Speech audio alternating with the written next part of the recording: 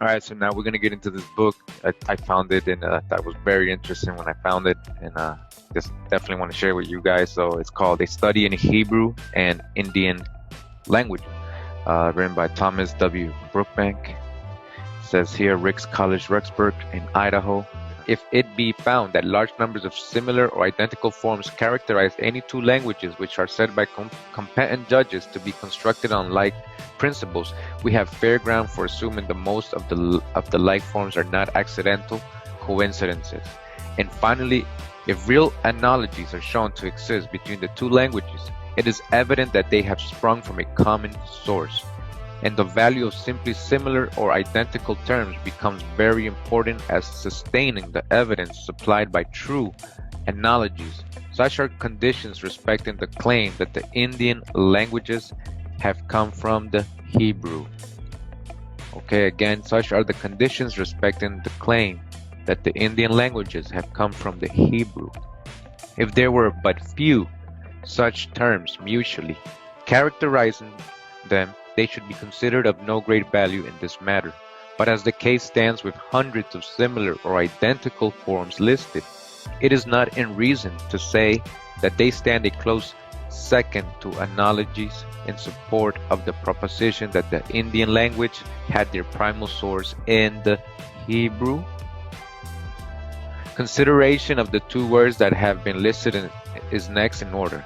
And the name Yutta, okay, we're going to start with Yutta, shall be taken up first.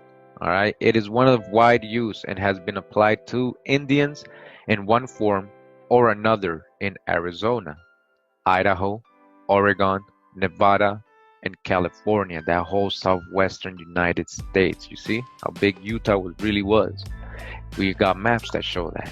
In the western parts of the United States, while in eastern districts in a variant form as Utah. You see that? So on the east we find the same word, but it just spelled a little different. E-U-T-A-W, Utah. Utah. It is used as the name of a town in Alabama. And in 1781, a battle was fought between the British and the Americans at Yutta Springs in South Carolina. So you hear that? I know that these springs were sacred land and holy places for the American natives. So fighting there, you know, man, I'm sure they didn't like that or want to do that, but they probably had to. All right. Yutta, and Yutta with the E-U-T-A-W and Yutte are names applied to an Indian language. Payute, and Piyute literally mean river, Utah, river. Example, Yutta as spoken by certain Indians living on the Colorado River. Yampa, Utahs, designates Utes who live or have lived south of the Uitas. Now it says here, Hebrew. All right, so let's see if we can understand this. All right, so it says Yam is a Hebrew form which among other things means south. Okay, we got that from who? UB News, right? UB News. Thank you for the perspective with the compass and the direction, right? And the what it really meant in Hebrew, in ancient Paleo Hebrew. So it says here, Jam means south, right? Here we have an example where a Hebrew word has a correspondent in both form and sense in Indian speech. All right, so he's saying that we just got right Jampa, Utah. Jampa, so southern Utah. Jam is a Hebrew form which, among other things, means south. Here we have an example where a Hebrew word has a corresponding both form and sense in Indian speech. Further, we find in Hebrew the names Yutta, Jutta with Juttah. We're gonna address that J though. Jatba and Jata. And according to Dr. John, Jutta and Jutta. So before we continue, just remind you, we're just talking about Utah, right? So look at this. So take away the J. What do you have? You have Utah. Take away a T. That's Utah, right? So it says Utah, pronounced Utah with a Y. Is a town in Israel identified with modern day Jata. So that's the hijack. Jata. As it says here, Utah, right, was a Levitical city in the mountains of Judah, or Jutta, named in connection with Ziph, Jezreel, in the neighborhood of Maon and Carmel. It was allotted to the priest, so it was a Judean town or city, Utah, Judah, right? And we're just talking about Utah, right? Or from Spanish, what? Utah, Y-U-T-A. So just add a T and you get the same name as in the Bible. Name of an indigenous Uto-Aztecan people of the Great Basin, perhaps from Western Apache, which is Yudah, Judah, Judah, high, in reference to living in the mountains. Living in mountains? Wait, let's go back. Utah, extended, a Levitical city in the mountains, or hill country of Judah, living in the mountains. People living in the mountains. Utah, Levitical city, right? Joshua 15:55 it says here, or 21:16. Its modern name is Jutta. It is supposed to have been the residence of Zacharias and Elizabeth, and the birthplace of John the Baptist, and on this account is annually visited by thousands of pilgrims belonging to the Greek church. But alright, so we're letting you know. So if you're looking for the residence of Zacharias and Elizabeth, you gotta go to Utah. Alright, Utah, Judah, living in the mountains. Levitical city in the mountains. Again, according to Dr. John, Utah and Jutta are either of them pronounced as if spelled Utah with a Y, he said. Now, turning to the name Jotba, which is found alphabetically in place in the body of the concordance, we are there told that Jotba is the same as Jutta, an ancient town in Judea. Whoa! Jutta, an ancient town in Judea, now called Jata, which is no faraway variant of Jata or Jutta. Jutta again. What we gotta get up here, Jutta, look at that, Jutta, alright? The meaning of Jotba is given as excellent for water, and we know that whole area right there was very watered back in ancient times, alright? We know they're building dams and they're, making deserts, creating deserts and, stopping the flow of certain rivers, but that whole area there was watered, well watered. We know the Salt Lake, we know there was an ocean there, we know we got the Utah Lake, we have reference to that being the Sea of Galilee, alright, we got the Jordan River, we got a lot of water actually under Utah. We're going to get into that, alright? So again, excellent for water, alright, Jotba, which is the same as saying Jutta or Jutta, alright? Other proper Hebrew names spelled with initial J in English should also be pronounced as if their first letter was Y. Why is that? Because there was no letter in the ancient Hebrew alphabet that English J is the equivalent of. There was no J's. Alright, so what we talking about here? There is no J's in Hebrew. Alright, we're talking about Jehovah, not Jesus. Alright? And for this reason, Dr. John authorizes the change in the form and the pronunciation of the words in hand.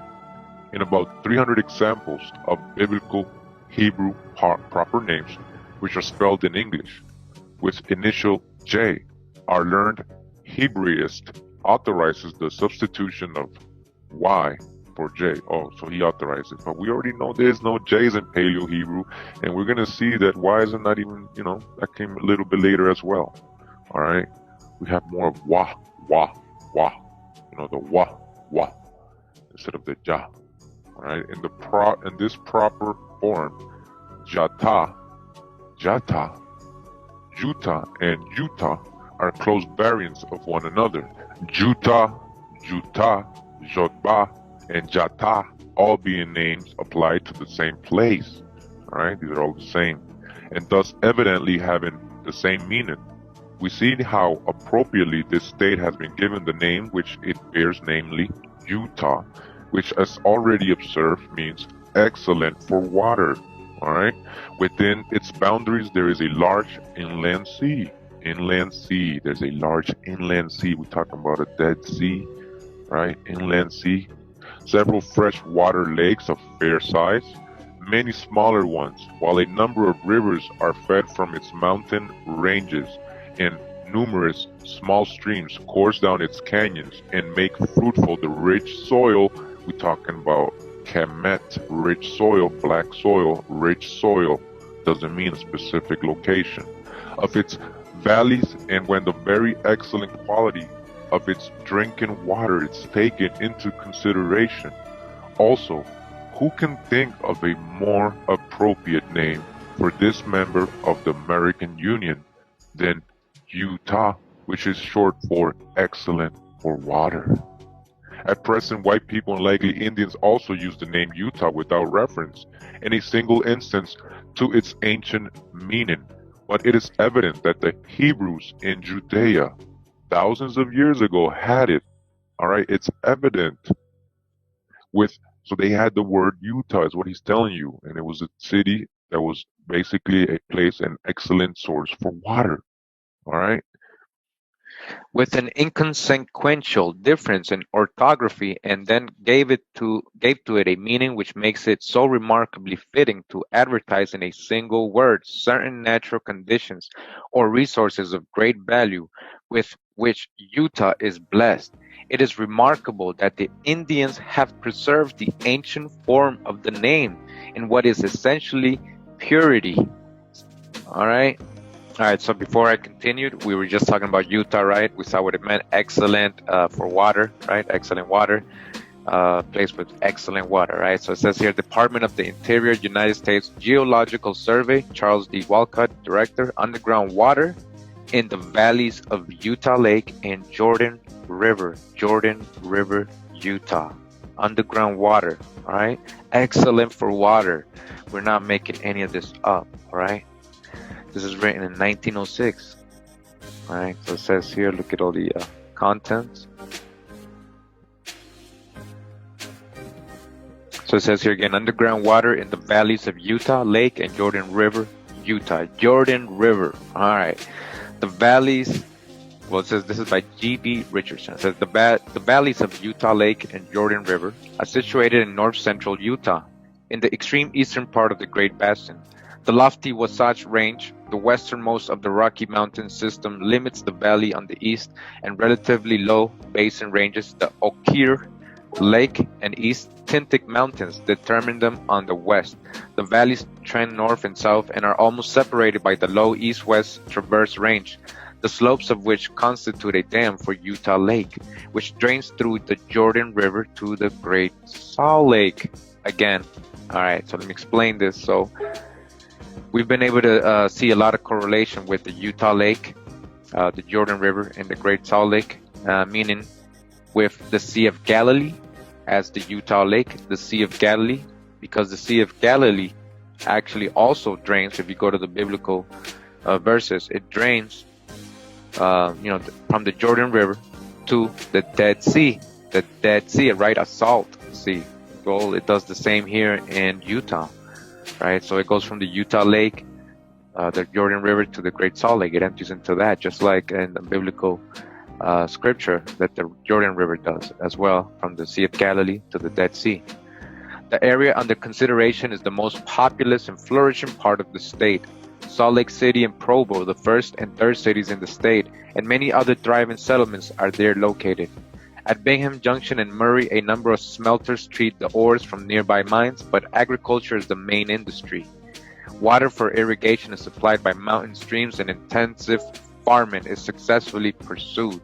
The practice of irrigation was begun by the Mormon pioneers in 1847 and has been discussed in several publications. Little attention, however, has been given to the underground water resources. Little attention. You think it's a desert over there, right? Kondrop, thank you for putting this perspective into us and letting us know how in Scripture it tells us, right? It tells us that these dry places will be fertile, will have water again. Springs will come out again. It's a promise. All right. So we know in this ancient land, Judah, right? Deuteronomy 34. We know now. It's called excellent for water. There's a town in Judea that was called Jutta, excellent for water. And we know now that in underground water resources here in Utah, right? There's a lot. And so far as the writer is aware, they have not before been described. The present paper outlines conditions of currents of the subterranean waters and describes their development in the valleys of Utah Lake and Jordan River. All right, so this book, I'm not going to read it all, but it goes into a lot of detail in this. I'm going to leave the link there. So, this is the Utah Lake. This is what the Mormons are calling the Sea of Galilee, and it does make sense because we can see that the Jordan River goes this way, right? See the mouse into the Great Salt Lake up here, or the Dead Sea, right? We know we got Moab and Nebo all around here, so we know these are biblical lands. We can see Cedar Valley. We know about the cedars of God and Lebanon, place of whiteness. We know Aslan is in Utah. Aslan is the mythological place, origin of the Aztecs, the Mexica, and it also means place of whiteness. So we are putting the dots together, fam. So we gotta just know this, and we gotta keep researching. We gotta help each other, and whatever anybody finds, share it with everybody else, so we can get this going, a lot stronger. Get the correlation, get the evidence recorded. All right, put it all together. Yeah, so a lot of research in this book. Definitely shows how much water is underneath Utah, just waiting to spring up, waiting to water the valleys here. And this drawing, this map shows here, says explanation: area in which groundwater lies within 10 feet of the surface. Within 10 feet, all this, these lines. Look at all this water around Utah Lake. All right, and it says area in which groundwater lies deeper than 50 feet below the surface. Deeper than 50 feet. And it says base of mountain, approximate position of the Bonneville shoreline. So this is the old ancient lake called Bonneville that was here. There was 2 ancient lakes here, and I think the last one was the Bonneville one. And I'm not reading the book, but here's the diagrams, the maps. There's another one, Great Salt Lake. It says here, Williams L, Salt Lake City, and you see this diagram where it says here, area in which flowing wells are obtained. So anywhere on these, you can get wells. You can dig a well and get water. Whoever has land here, has good land. They can get water, fresh water. Base of mountains is the approximate position of the Bonneville shoreline. Wells, the record of which are shown on plate 5. So there's a well here, I guess. All these dots, there's wells all over these dots. All right. So again, we're in the book back, A Study in Hebrew and Indian Languages by Thomas Brookbank. And what does it say? Yutta, which is short for excellent for water. All right, Utah means excellent for water. Was this an Eden? Was this one of the original Edens? Was it the original Eden? All right, so isn't it beautiful how we do some, all this correlation like this? We weren't ever looking for stuff like this, but when you start going into it so deeply like this, you start seeing how everything starts fitting together.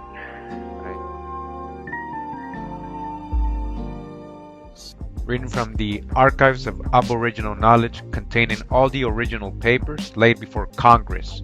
All right, before Congress, respecting the history, antiquities, language, ethnology, pictography, rites, superstitions, and mythology of the Indian tribes of the United States by Henry R. Schoolcraft, LLD, with illustrations in 6 volumes. This is volume 1.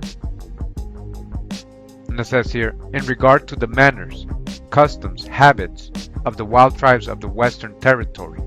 A true and more correct type than any I have ever seen may be found in the ancient history of the Jews or Israelites after their liberation from Egyptian bondage. The medicine lodge of the Indian may be compared to the place of worship or tabernacle of the Jews, and the sacrifices, offerings, purifications, ablutions, and anointings may be all found amongst and practiced by those people. The customs of Indian women at certain periods and after childbearing are almost those of the Jewish women.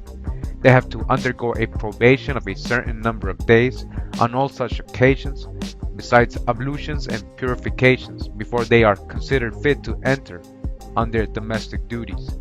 During this probation they are considered unclean and altogether unfit to enter the lodge or join with the family, which indeed they never attempt, but erect a hut for themselves when they remain the whole time, having their food brought to them. The manner of mourning for a deceased relative is very similar to that of the Israelites. In such cases the men will cast Hawa 1 Chronicles 12:8. And it says here, and of the Gadites there separated themselves unto David into the hold to the wilderness, men of might, and men of war fit for battle, that could handle shield and buckler, whose faces were like the faces of lions. Again, whose faces were like the faces of lions, and were as swift as the roes upon the mountains. Jaguar warriors. Reading from the book Letters and Notes of the Manners and Customs and Conditions of the North American Indians by George Catlin.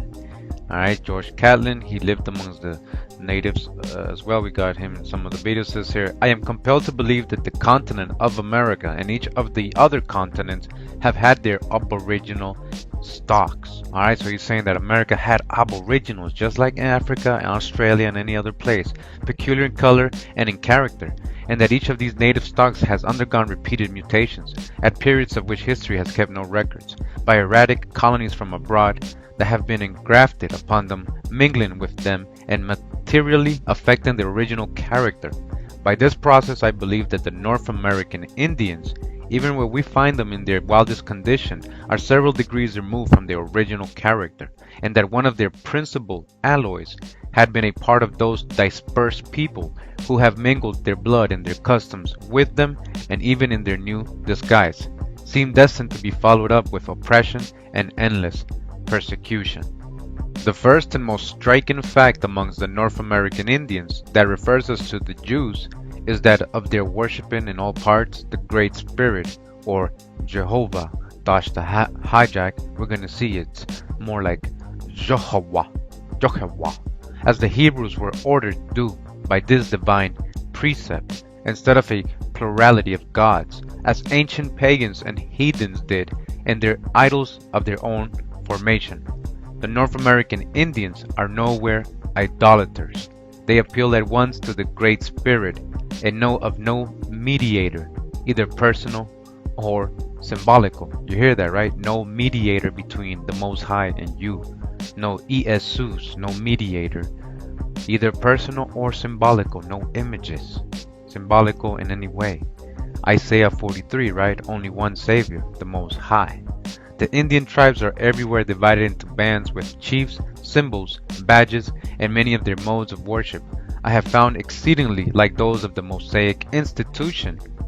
The Jews had their sanctum sanctorums, and so may it be said that Indians have in their council or medicine houses, which are always held as sacred places. As the Jews had, they have their high priests and their prophets. Amongst the Indians, as amongst the ancient Hebrews, the women are not allowed to worship with the men, and in all cases also they eat separately. The Indian everywhere, like the Jews, believe that they are favored people of the Great Spirit, and they are certainly like those ancient people, persecuted as every man's hand seems raised against them, and they, like the Jews, destined to be dispersed over the world and seemingly scorched by the Almighty and despised of man. In their marriages, the Indians, as did the ancient Jews, uniformly buy their wives by giving presents, and in many tribes they very closely resemble them in other forms and ceremonies of their marriages. In their preparations for war and in peacemaking they are strikingly similar. In their treatment of the sick, burial of the dead, and mourning they are also similar. Their bathing and ablutions at all seasons of the year as a part of their religious observances, having separate places for men and women to perform these immersions, they resemble again, and the custom amongst the women of absenting themselves during the lunar influences is exactly consonant to the Mosaic law. This custom of separation is an uniform one amongst the different tribes, as far as I have seen them in their primitive state, and be it Jewish, natural, or conventional, it is indispensable form with these wild people who are setting to the civilized world this and many other examples of decency and propriety, only to be laughed at by their wiser neighbors, who rather than award to the red man any merit for them, have taken exceeding pains to call them but the results of ignorance and superstition. After this season of separation, purification and running water, and anointing, precisely in accordance with the Jewish command, is requisite before she can enter the family lodge. Such is one of the extraordinary observances among these people in their wild state. But along the frontier, where white people have laughed at them for their forms, they have departed from this, as from nearly everything else that is native and original about them. You don't do it anymore. In their feasts, fastings, and sacrificing, they are exceedingly like those ancient people. Many of them have a feast closely resembling the annual feast of the Jewish Passover, and amongst others an occasion much like the Israelitish feast of the Tabernacles, which lasted 8 days, when history tells us they carried bundles of willow boughs and fasted several days. Yo hallelujah, hallelujah. Yo hallelujah, hallelujah. Yo hallelujah, hallelujah. Yo hallelujah, hallelujah. Yo hallelujah, hallelujah. Yo hallelujah, hallelujah. Yo hallelujah, hallelujah. Yeah, hey, yo, hey, yeah. Yeah, hey, yo, hey, yeah. Hey-ya, hey-yo, hey-yo, hey-ya. Hey-ya, hey-yo, hey-ya. Hey-ya, hey-yo, hey-ya. Hey-ya, hey-yo, hey-ya. Hey-ya, hey-yo, hey-yo, hey-ya. Hey-ya, hey-yo, hey-ya. Hey-ya, hey-yo, hey-ya. Hey-ya, hey-yo, hey-ya. Hey-ya, hey-yo, hey-ya. Hey-ya, hey-yo, hey, yo, hallelujah, hallelujah, yo, hallelujah, hallelujah, yo, hallelujah, hallelujah, yo, hallelujah, hallelujah, yo, hallelujah, hallelujah, yo, hallelujah, hallelujah, yeah, yo, yeah, yeah, yo, yeah. Hey-ya, hey-yo, hey-yo, hey-ya.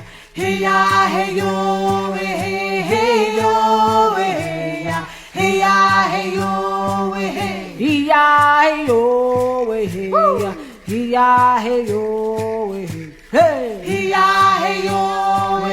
hey-yo, hey-yo, hey-ya. Hey-ya, hey-yo, hey-ya, hey-yo, hey-ya. Hey-ya, hey-yo, hey-ya, hey-yo, hallelujah, hallelujah, yo, hallelujah, hallelujah, yo, hallelujah, hallelujah, yeah, yo, hey, yeah, yo, yeah, yeah, yo, hey, yo, yeah, yeah, yo.